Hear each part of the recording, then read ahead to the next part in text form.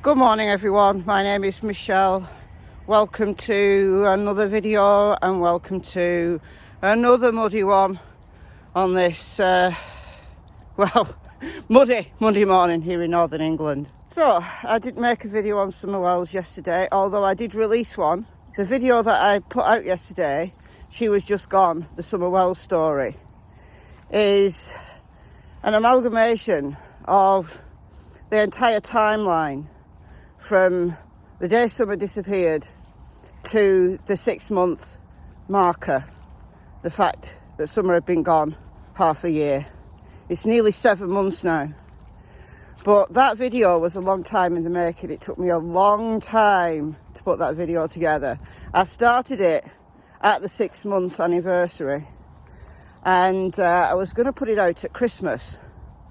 And I released it to my members, my channel members. So they've had the opportunity to see it for a few weeks now, a couple of weeks at least. And the reason why I didn't release it to the public was because YouTube, in their wisdom, put it on limited monetization. Now what that means is it's not suitable for most advertisers. I can't understand why. It doesn't break any terms of service or anything. I don't know. But I requested a review. And they normally review within 7 days, but they've still not reviewed. It's still under review. So I got fed up and I thought, I want people to see this. It was a lot of work. So I released it with no ads. Now, YouTube will hide it, will just bury it in the algorithm, because if a video is deemed not suitable for most advertisers, it's not just me that doesn't get ad revenue, it's YouTube. Because I think it's 45% YouTube takes from all ad revenue. If it's not suitable for most advertisers, YouTube itself doesn't get paid either. So they bury it, right, in the algorithm. So I did ask my Facebook group yesterday to watch it all the way through, like it, share it, and leave a comment, because that at least then keeps it potentially up in the algorithm, because I'd like people to see it, because it was a lot of work, and I think it's a good piece of work because I chose the clips to be kind of non-biased, what's out in the media, what interviews have been done, and kind of key components of the story, of the timeline. So if you would take a look at it, I'll leave a link in the cards there. I mean, YouTube might review it and might let it go and deem it suitable for most advertisers. You know, it will go green and YouTube and I will make some money on it. But because you get the most views on your video within the first 2 days, then YouTube might still bury it. Anyway, that was a long explanation, but I just wanted to point out that video to you if you didn't get notified of it or whatever. So in today's video, I want to talk about Chris McDonough's analysis of the Uncut interview. So I'm going to talk about that a little bit. But before I do, I just want to pick up on one potentially important point that came out of the, the crew, heels on the ground, they call themselves. Now, they're in Tennessee at the moment. They're there with the Bullhorns, shouting up at Candus and Don. I'm not following the circus element of it at all. I did catch the video that, was it Bullhorn Betty that put it out? I think so. Where a neighbour came along and, he was armed. Don't know who the neighbour was. It's difficult to hear the neighbour because he was quite a distance away. I'll leave a link to the video in the description box, but the neighbour mentioned Fred. The conversation, like he was there telling them to, get lost, basically. But they did engage him in a little bit of conversation. And, he said that he believes that the parents are involved, in his opinion. It's very clear, at least from this neighbour's testimony, that Don and Candus are not well liked out there. They are outsiders and they're bringing a lot of trouble. They're bringing a lot of trouble to and attention to Ben Hill Road and the Beech Creek community generally. Now, I'm quite sure the vast majority of people in the Beech Street community are nice people. They're just regular people like you and me. But like everywhere, you know, there is a criminal element. There's a criminal element in the village where I live. There's a criminal element, right? There used to be a family. I mean, there still is. There still is a family. But they're less prominent now.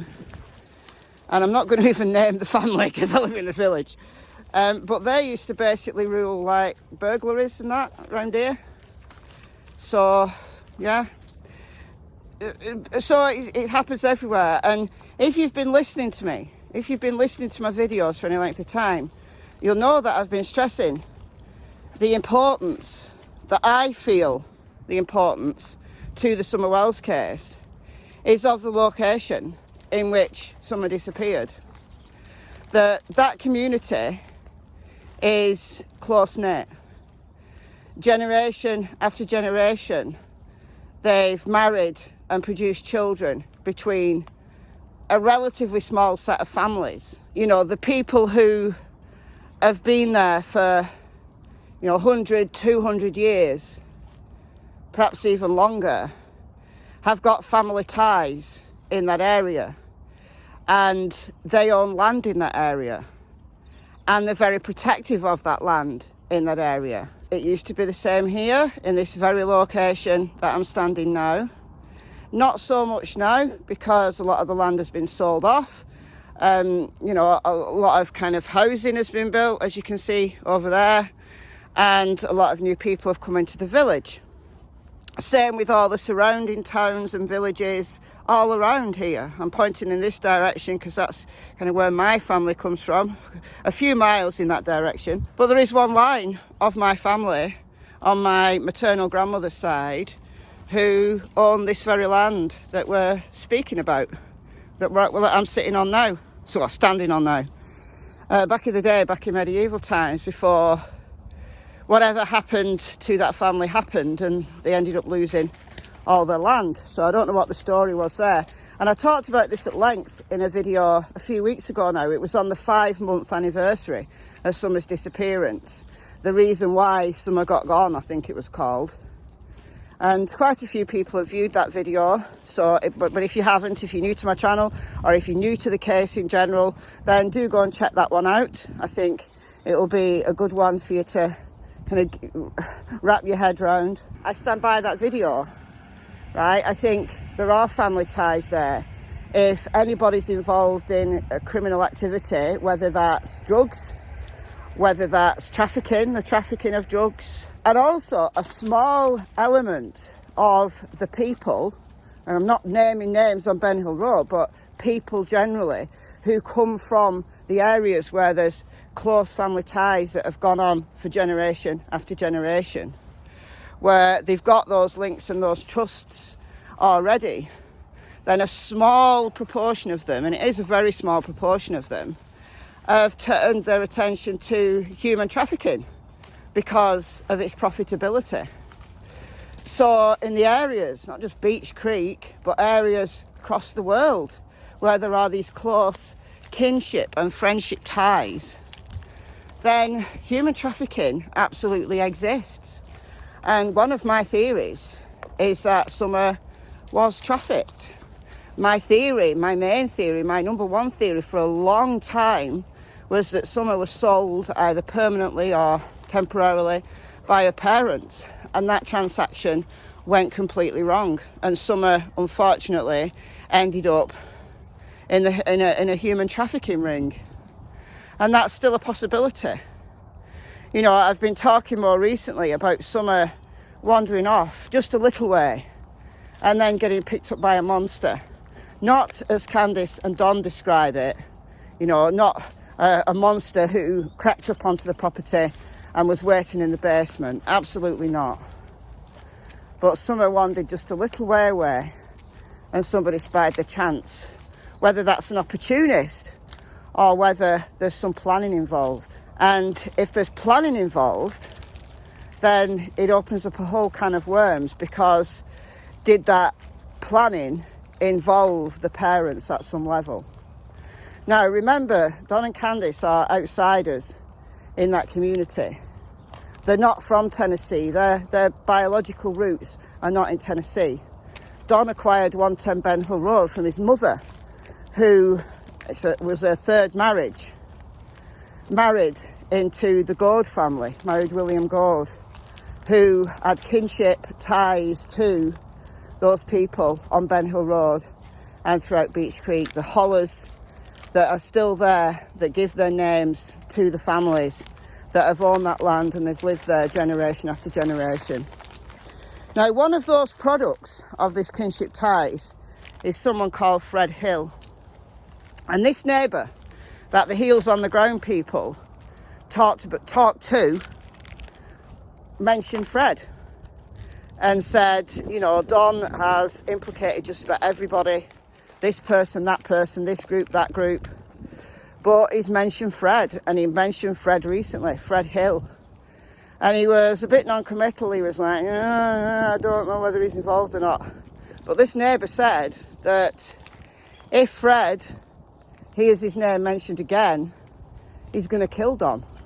Now, whether that's an idle threat or not, it's an issue. It's an issue. So, Don, you know, if you're watching this or you're watching the Heels on the Ground videos, then be careful, son.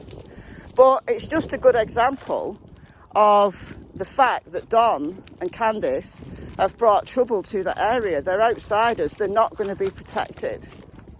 They're not going to be protected when they start naming names from people in that community. Whether the parents are involved in the disappearance of Summer and everything's just gone wrong, it's on the table.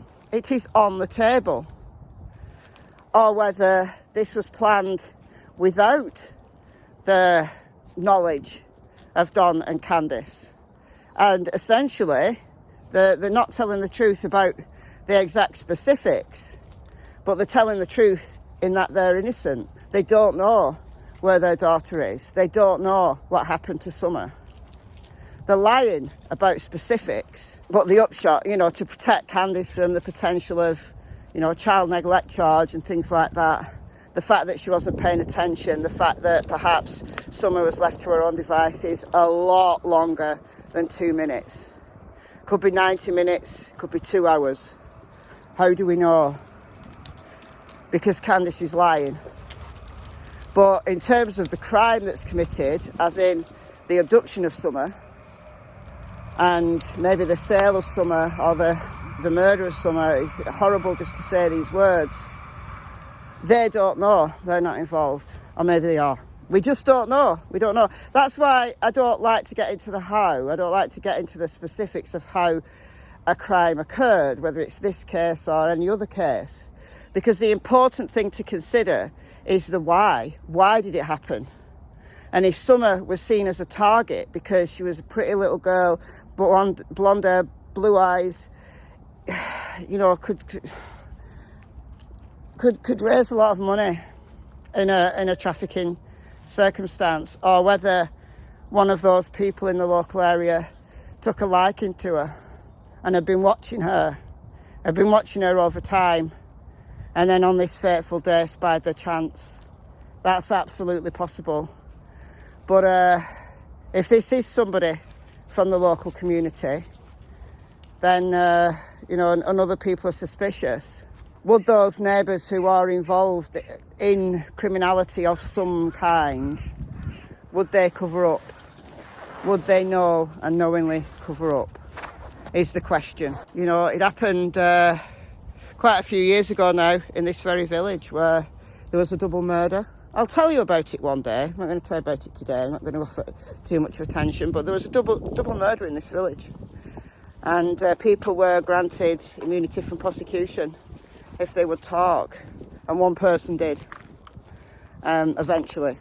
So yeah, happens in my village, just like it happens everywhere else. So, you know, people have said to me, why are you disparaging this community, the lovely people? I'm sure they are. But in a community of lovely people, there's always a criminal element. And in that area where the family ties are so strong, where the genealogy tells the story, then, you know, if one of them is cut, 20 of them will bleed. And they'll cover up for each other. They will. So I'm sticking by that. Whatever the specifics are, however, you know, how it occurred, how Summer got gone is one thing. But I stick to my guns when I say that somebody knows something, and perhaps a few people know something and are covering something up. So this takes me to Chris's analysis of the interview that he had with Hunter, and I'm going to concentrate on Hunter's testimony because he was there on the day.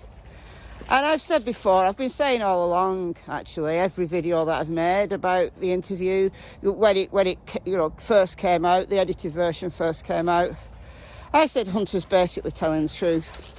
I don't think he knows anything about what happened to Summer. I don't think he was involved. I don't think he witnessed anything. I think he's embellished his story. I think he's said some things that, you know, we can give a little bit of poetic license to, maybe. But I think the essence of his story is truthful. And I wish I could have seen his face. Now, I understand why Chris didn't want to show his face, because he's 15, he's a minor, and he protects his identity. But he was happy for him, you know, himself to be named. And I hope Hunter's safe. I hope he's well. And, you know, he's come under a lot of scrutiny. A lot of people have thought he's involved. You know, I've even seen the most horrible comments about him, you know, about what he did to Summer. And I've never believed it. I think he's not done anything wrong, right? He was just there that day. Now, whether he was there because Candice planned him to be there, whether she planned him to overhear certain things, I don't know. I used to think that. I don't know anymore. But for whatever, whether he was planned him to be there or not, doesn't matter. It's somewhat of a moot point. Certainly for the benefit of me talking today, just discussing my thoughts today, it's a moot point. But he's innocent. Nothing will persuade me otherwise. And I wish I could have seen his face. I wish I could have seen his eyes. And Chris mentioned at one point in the interview that when Hunter was reminiscing, he was moving his eyes like upwards. And think about what you do when you're recalling a memory, when you're recalling something that's happened. Do it to yourself. Recall a memory. And what do you do with your eyes? You like roll them upwards a bit. Like when you're thinking, when you're reminiscing, you like roll them upwards a little bit. And it kind of shows that that's a truthful memory. Now, memory is interesting. You know, I'm not going to go into a lecture on the psychology of memory, but it's not photographic. Memories are your brain's interpretation of events. And those memories can become blurred. You can forget bits. You can embellish bits, because there's little bits that you might have forgotten, and you kind of just, I don't know, putting a story together in your own mind. So memories are not photographic. That's why two people can be telling the absolute truth about an event, but recall it differently. They're telling their truth, but the memory is partly fact and partly your interpretation of the events. So I think that's happened in Hunter's case. I think there's some embellishment. I think it's difficult to follow in places. I think Chris did well keeping him on track. I think he absolutely does suffer from ADHD, as was stated. But he's a 15-year-old kid who's been wrongly accused by the internet, by many people on the internet, and I wish people would stop it. But he named names. Now, I made a couple of videos late last week when this came out, and I asked the question, who's Andy? Now, is there two Andys? Is there Andy or Andrew or somebody, the creepy guy? Is he a different Andy than the Andy who's the drug dealer? And I believe Hunter. I believe that he saw a text message. I believe him. And it leaves us to think, well, who is Andy? Now, I don't want to put words in Chris's mouth, and I haven't watched any response videos or the follow-up. I know that Chris went on to Josh's channel, The Lab. I didn't watch that. I didn't stay up to watch that. It was very, very late in my country. Chris has implied that this Andy, this drug dealer, is in fact Geordie Sue's ex-partner, who is called Andy. Now, I know late last week Geordie Sue made a video. I talked about it actually. She makes videos daily, almost daily, on her Facebook page, and I'll leave a link to her Facebook page in the description box, because I talk about Geordie Sue a lot. So, you know, she's got a lot of content out there on Facebook. You know, she's defended Andy. She said he's a monster. He's abused her over many, many years in a domestic violence relationship. And I don't doubt that for 1 second. I absolutely believe that she was abused. But she said that Andy's a monster, but he's not that kind of monster. He's not the kind of monster that would abduct and harm a child. Maybe that's true. And maybe it is, as Geordie Sue said, a different Andy. Hunter's confused that it's a different Andy who's also a drug dealer. And Andy's a common name. Drugs are common, right? So, yeah, it's possible that this is a different Andy. But who is this other Andy? Who is that? Right, who is that? We've got to ask the question, would that Andy step forward? Would that Andy make himself known? I don't expect him to. I don't expect a child abductor who's now being implicated by a 15-year-old kid to make himself known. But you know what? Hunter's put himself into a really dangerous position by naming people. And, you know, Chris bleeped it out initially because he wanted to know where kind of the conversation was going to go. So I asked the question last week, why did Chris edit it? Importantly, why has Chris released it now? And I understand now from what Chris said why he left those names out, but why he's talking about it now. Nobody on YouTube is law enforcement. You know, even Chris is not law enforcement. He's a retired cop, but he's not law enforcement. So Andy has no obligation to talk to anybody. So if this mysterious other Andy doesn't actually exist, then what are we left with? We're left with Andy, Geordie Sue's ex. Now, there are other Andrews in this twisted saga. You know, this saga that has just gone on and on and on and on. Poor little girl is still missing. But Hunter's dad is called Andrew. And guys, look, it's from New York. There's like these convoluted stories about Hunter being involved and his dad being involved, blah, blah, blah. No, come on. Come on now. Why would it be him? Why would Hunter implicate his own father? Right? Why would he name his own father? Come on now. Right? And Occam's razor, who is the Andy who had the opportunity and the contact with Summer? Well, it's the guy who lived at 125 Ben Hill Road, just across the road on the, you know, the opposing hill. If, as Geordie Sue says, this Andy has an alibi for the entire day, if he was on camera at work the entire day, and it's a complete coincidence that he just happened to work late on this day, right, which is a concern, but coincidences do happen, and his journey home from work can be tracked, right, the time he left work can be tracked, and his exact route home can be tracked, and he was where he said he was the entire day, then law enforcement will have ruled him out. We don't know at this juncture whether he's been ruled out or not. Sheriff Ronnie Lawson says that everybody is still a person of interest, everybody is still a suspect. But law enforcement can tell us that, but yet simultaneously can be clearing people, and they don't have to tell the public who they've cleared or when they've cleared them. So Andy, Geordie Sue's ex, could have been cleared by law enforcement because his alibi checks out. But we've got to ask the question. And if Andy is involved in something, then I'll bring you back to the ties that bind. I'll bring you back to the relatedness that Andy has. He's born and bred in that area. The descendant of Ben Hill, the guy who's...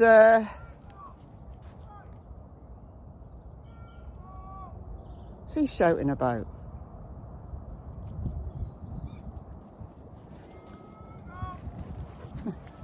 Oh, his dog run off. I don't know whether you can see it. Cassie's chasing it. Cassie's a wimp. It's usually me shouting for dogs. Anywho, what was I up to? I don't remember what I was saying now. You can stay here for the duration. No.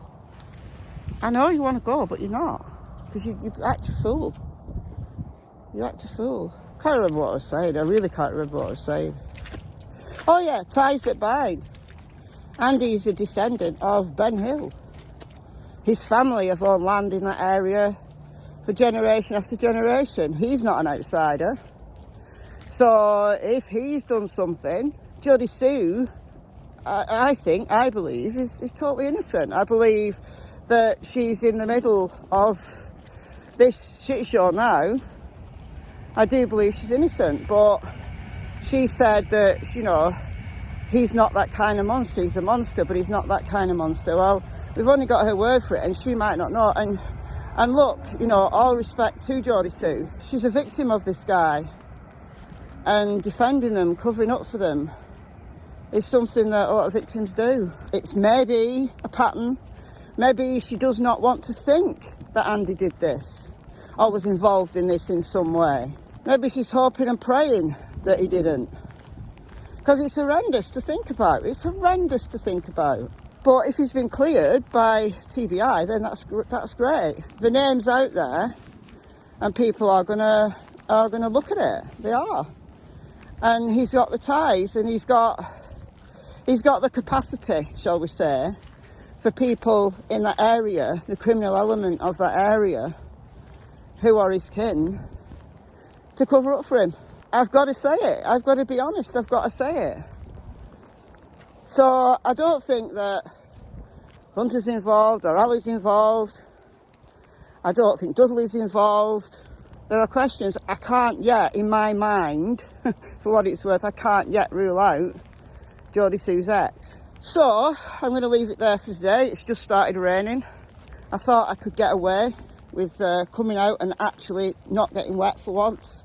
But no, because I've got to now walk back home. So I shall see you very soon. I've been Michelle.